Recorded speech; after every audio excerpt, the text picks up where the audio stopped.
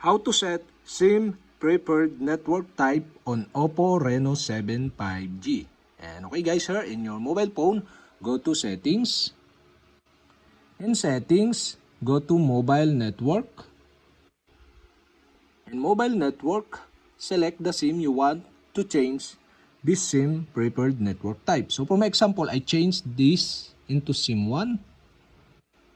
And here in SIM 1, okay, below you can see the preferred network type.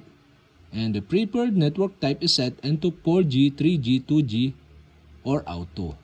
And okay, to change or set this preferred network type, okay, you'll have to do is tap this. And now you can see the option. So you can set the preferred network type into 5G, 4G, 3G, 2G, or auto. And also you can change into 4G to 3G, 2G, or auto, and 3G, 2G, auto, or 2G only.